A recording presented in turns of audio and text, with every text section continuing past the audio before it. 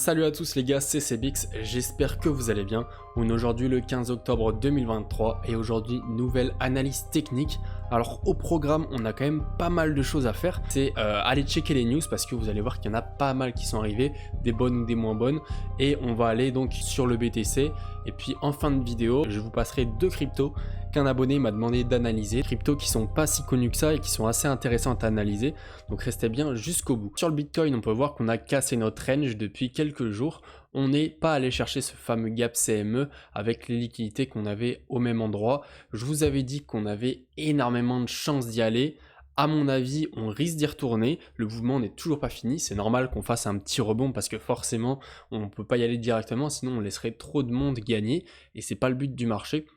Donc on peut voilà refaire quelques pourcentages de hausse pour revenir s'enfoncer plus tard. On va avoir un autre gap CME du coup qui s'est créé vendredi au niveau des 26 800 $ à peu près, mais voilà, on n'est pas très loin, donc normalement on devrait aller le chercher assez facilement. Ce qu'on pourrait faire dans les prochains jours, ça serait boum, revenir ici, se taper la tête contre la trainline, faire un beau fake pump et après boum, nous faire un joli pump par la suite. C'est un scénario qui est assez plausible sur le court terme et bien évidemment sur le long terme on est toujours dans cette longue phase d'accumulation, donc rien de spécial à dire, on est toujours sur des très bons niveaux pour acheter. Donc voilà pour le BTC, on va pas perdre plus de temps, on va directement passer aux news. Donc JP Morgan lance un service de tokenisation sur la blockchain avec BlackRock et Goldman Sachs comme premier client. Alors assez intéressant, surtout que c'est des gros acteurs sur le marché, donc c'est pas directement les crypto-monnaies mais c'est plutôt la technologie de la blockchain qu'ils vont utiliser, mais au moins ils ont vraiment cerné l'avantage que ça pouvait leur permettre de prendre.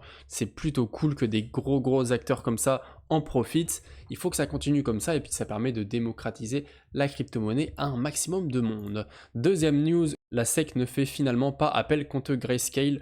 Donc je vous le rappelle, Grayscale qui avait fait donc une demande pour un ETF Bitcoin et ils n'ont pas fait appel, donc ça plutôt bonne news, même si bien évidemment ce n'est pas encore terminé et qu'ils n'ont pas rendu leur verdict final.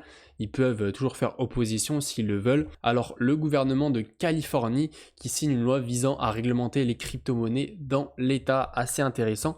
Donc je connais pas ce monsieur, mais comme le tweet le dit, donc voilà, on a presque un quart des sociétés blockchain d'Amérique du Nord qui sont situées en Californie, donc c'est juste énorme.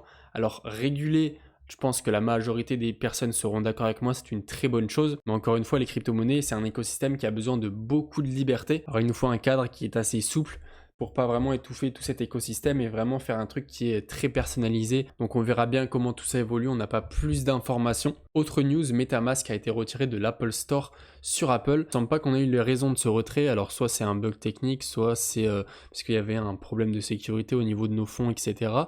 Après, est-ce que beaucoup de gens utilisent MetaMask sur l'Apple Store? Je sais pas, en tout cas personnellement c'est pas mon cas.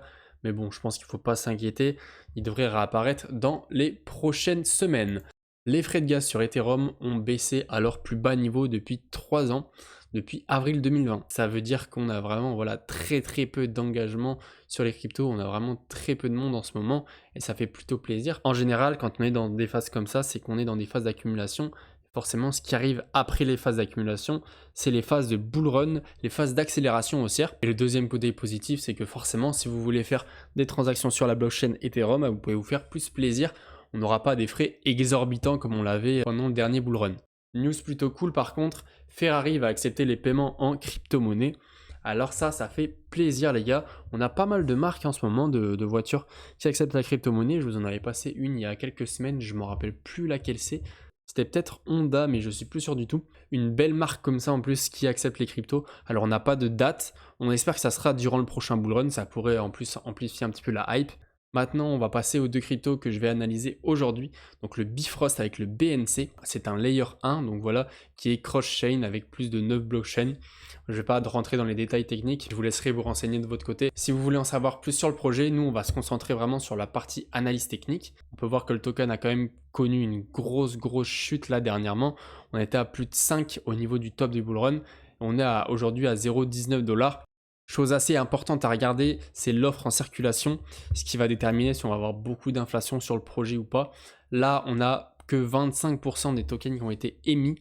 Ça veut dire qu'on va encore avoir pas mal d'inflation durant les prochains mois et durant les prochaines années. Directement, ce qu'on voit quand on arrive sur la charte, c'est cette magnifique trendline On tient depuis mai 2023, donc presque 6 mois. Vous pouvez voir qu'on a fait 1 rebond, 2 rebonds, 3 rebonds, 4 rebonds, 5 rebonds. Donc elle est bien présente, ça nous fait un joli support. On a un double bottom qui était en formation. Ce qui serait bien, ça serait de réussir à casser la ligne de couche juste ici. Comme ça pourrait nous permettre, pourquoi pas, de faire un pump, revenir à la retest. Après, boum, vraiment péter pour aller nous faire des plus hauts. Ou alors on va continuer de faire des W dans des W jusqu'à temps que vraiment on ait une grosse tendance qui se dégage sur l'ensemble des cryptos. Ça, c'est aussi probable. Mais en tout cas, on est sur des très bons points d'entrée tant qu'on revient sur cette trendline. La première résistance qu'on va avoir, c'est au niveau des 0,382. Vous pouvez voir que j'ai tracé donc un Fibonacci là sur cette dernière tendance. À chaque fois qu'on vient taper les 0,382, boum, on se fait rejeter, boum, on se fait rejeter, boum, on se fait rejeter. Et on a fait ça 4-5 fois. En plus de ça, on a pas mal de gens qui ont acheté dans ces niveaux-là, étant donné qu'on y est resté beaucoup de temps. On a une partie des gens qui ont acheté le bottom, qui vont vouloir revendre. Donc toutes ces confluences me font dire qu'on a beaucoup de chances quand même de rester bloqué un petit moment sur cette crypto au niveau des 0,382. Pour une analyse un petit peu plus long terme sur le prochain bull run, vous pouvez voir que la charte là me l'indique pas, alors je vais essayer de trouver un autre contrat. Sur le contrat de MEXX, on a un petit peu plus d'ancienneté, donc j'ai pu tracer un Fibo pour le prochain bull run. On peut voir que la première target, forcément ça sera à la ATH. Je vais pas prendre la grosse mèche, mais je vais prendre les $6 juste ici. Ça me paraît un petit peu plus pertinent. Après, on a les 1,618, donc la deuxième target au niveau des $9 environ. On a la troisième target, les 2,618 au niveau des $14, $14,50. Et la dernière target, même si à mon avis, la plupart d'entre vous seront sortis avant et vous avez bien raison, je ne vous conseille pas d'attendre une target aussi haute, mais c'est environ les $20, ce qui nous ferait un joli x100. Donc voilà pour cette crypto. On va tout de suite passer à la deuxième crypto qu'on m'a demandé d'analyser. Il s'agit du Jasmicoin, une crypto qui a aussi pris très cher durant le bear market avec un top à 2,81 au dernier bull run. On est actuellement à 0,0030 $. Au niveau de l'offre en circulation, très important et assez positif pour cette crypto. On a plus de 98% des tokens qui ont déjà été émis. On n'aura pas énormément d'inflation sur ce projet. Graphiquement, vous pouvez voir qu'on est un petit peu dans la même configuration que le Bifrost, même si là, c'est pas une trendline qu'on a, mais c'est plus un triangle. Comme vous pouvez voir, là, on range et puis petit à petit, on compresse la volatilité. Je pense que j'ai pas besoin de vous le préciser, on est sur des très bons points d'entrée. Le plus bas qu'on a fait sur cette crypto, c'est au niveau des 0,02. On n'en est pas très loin. Vous vous doutez qu'on a très peu de chances de revenir à l'ATH. Et en plus de ça, c'est une crypto qui est quand même pas mal capitalisée. Encore, ça serait une crypto qui serait top 2000, 3000. Ok, je dis pas. Mais là, on est quand même sur une crypto qui est top 155 sur CoinMarketCap. Donc ne soyez pas trop optimistes, même si le projet derrière est bon. La première zone qui va nous bloquer, c'est un petit peu comme la crypto d'avant. Là, vous pouvez voir qu'on a quand même pas mal galéré au niveau des 0,382. Donc entre ceux qui vont vouloir prendre les profits et ceux qui sont restés dans cette zone, on va avoir pas mal de confluence qui nous dit qu'on peut rester bloqué au niveau de cette zone.